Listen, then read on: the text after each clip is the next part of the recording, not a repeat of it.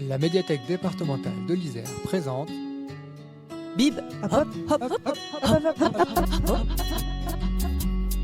Bibop, Bibop, parlons bibliothèque.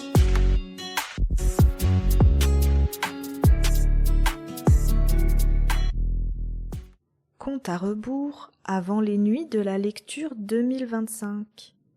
Plongez avec les bibliothécaires de la médiathèque départementale de l'Isère dans le thème passionnant des patrimoines.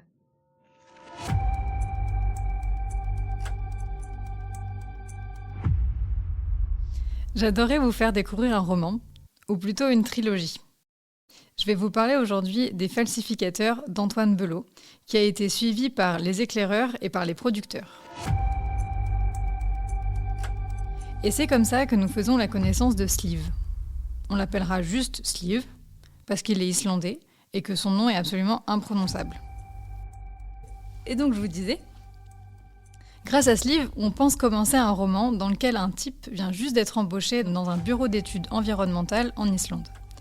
Jusque-là, rien de plus classique, vous me direz. Et d'ailleurs, c'est ce qu'il pense aussi. Mais en fait, nous voilà embauchés dans le CFR, le Consortium de falsification du réel, une gigantesque fumisterie.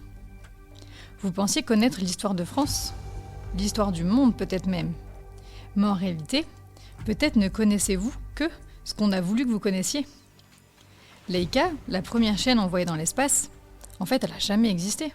L'assassinat de Kennedy, c'est peut-être juste un complot. Et voilà justement le fonds de commerce du CFR.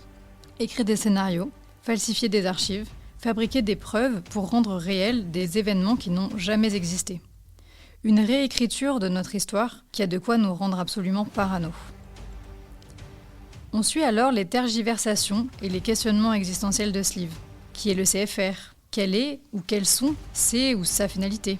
Est-ce que toute cette histoire est bien éthique ? Est-ce qu'il y a des limites à la fiction ?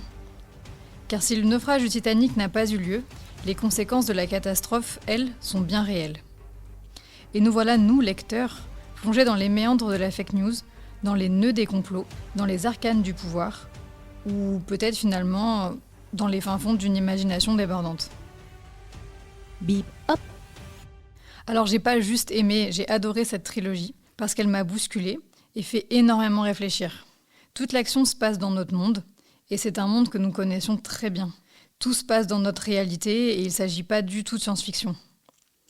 J'ai été complètement fascinée par ce roman qui déconstruit totalement l'histoire avec un grand H. On se prend à réfléchir à tous nos repères, finalement à tout ce qu'on ne questionne jamais puisqu'on l'a appris à l'école. Or, qu'est-ce qu'il reste du ou des patrimoines quand on peut même douter de l'histoire ? Alors je cite... Je défie quiconque est passé par le CFR de pouvoir lire un journal sans chercher aussitôt les symptômes de la falsification. Et je vous mets également au défi. Retrouvez la trilogie des falsificateurs sur le site médiathèque-départementale.isère.fr. Du 23 au 26 janvier, célébrez le plaisir de lire grâce aux nuits de la lecture dans une bibliothèque près de chez vous. Pour plus d'informations, rendez-vous sur www.nuitdelalecture.fr.